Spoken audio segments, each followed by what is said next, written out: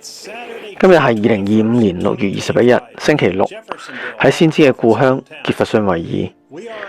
我哋係原始生命嘅一部分，原始嘅種子。說出嘅話係我哋相信嘅。人子嘅顯現，七印揭開，原始嘅生命，原始嘅種子。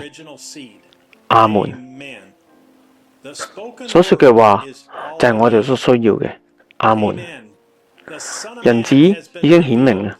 阿門。今日世界有數十億人，但只有我哋有咁樣嘅啟示。有人可能會問：你上星期有一個紅字嘅崇拜，但你嘅講者係邊一個呢？讓我哋聽一聽佢話俾我哋知。主神亞魯恩與人嘅肉身站喺嗰度，顯示神會喺末世如此膏抹佢嘅教會。呢一個會係神再次喺人嘅肉身做工。我哋好感恩，我哋係來自世界各地基督新婦無形嘅聯合嘅偉大彰顯嘅一部分。讓我哋再次聽聽佢告訴我哋，我哋喺呢個末世得到啟示，因為主神要將佢信息，將佢嘅新婦聚集埋一齊，冇其他時代應許過。佢嘅應許就喺呢一個時代。對我哋嚟講，我哋就係嗰一啲嘅人啊！信心就係啟示，而啟示只有一個方式，就係聽見呢一啲嘅錄音帶，聽見神自己嘅聲音。神一直向我哋顯明佢係嘅身份，肉體永遠係絆腳石。我哋知道我哋所敬拜嘅係邊一個？亞魯恩。我哋敬拜亞魯恩，唔係肉體，而係聖靈。神選擇咗肉體居住。啟示者約翰倒下來敬拜某人，因為佢認為呢一個係神自己。我哋認出亞魯恩，我哋唔再係小孩子，我哋需要認出神喺我哋裏邊，喺神嘅完美旨意之中係如此美好。而家鷹聚集咗起嘅信來自伯林漢會堂。親愛嘅道成肉身，哈利路亞！我哋心中嘅苗床已經因聽道而準備好，佢已經向我哋顯明咗，我哋係基督嘅美德新婦，寶貴、美德、無罪神嘅兒子，與聖潔無瑕嘅新婦站埋一齊，被神這句血所洗淨。我哋已經成為道成肉身嘅顯現，因此耶穌可以帶住佢喺創世之前所預定嘅我哋進入父嘅懷抱。世人可以喺我哋嘅行為上睇到我哋嘅信仰嘅表達，並表達出我哋有來自神真正嘅啟示，神證實嘅道，而我哋係無所畏懼嘅。我哋唔在乎全世界點樣講，或者相信啲乜嘢，我哋係無畏嘅。按下播放鍵，係神為耶穌基督嘅新婦所提供嘅方式。有好多人講，佢哋相信呢一個末世信息，佢哋相信神差遣一位先知，佢哋相信威廉瑪麗安伯林漢係第7位天使嘅使者。佢哋相信佢說主如此說，但佢哋唔相信呢個聲音係你必須聽到最重要嘅聲音。佢哋唔相信佢所講嘅話係無懈可擊嘅。佢哋唔相信喺教會裏邊播放錄音帶。呢個係咩意思呢？意思係佢哋仲未得到啟示。呢一個係啟示，神藉着佢嘅恩典啟示俾你。呢一個唔係你做咗啲乜嘢。你冇靠住自己建立信心，你有信心係神嘅恩典賜俾你，神將佢嘅道啟示俾你，因此信心就係啟示，整個神嘅教會就係建立咗喺啟示之上。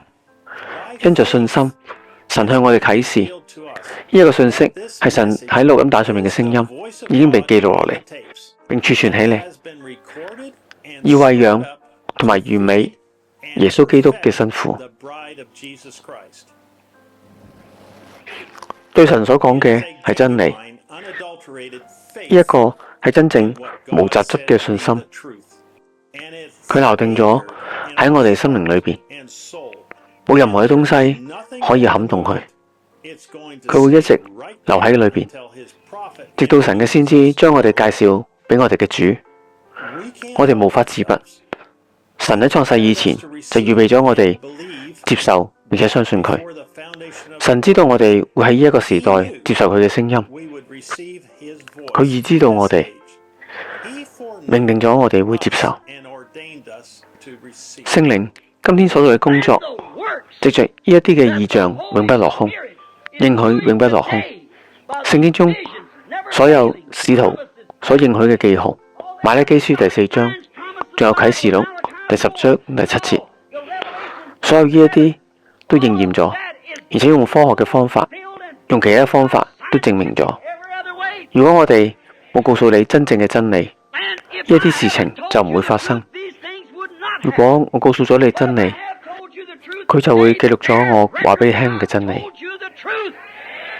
神昨日今日直到永遠都係一樣，佢嘅聖靈嘅顯現係要呼走辛苦，讓信心啟示落喺你嘅心裏邊，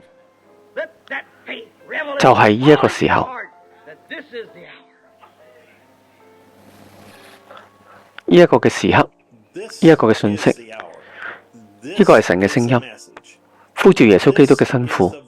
哦，教會，願主準備你嘅心中嘅苗床，使你哋心中有信心，並啟示你哋聽到呢個聲音喺錄音帶上邊。呢個會使耶穌基督嘅新婦完美同埋合一嘅。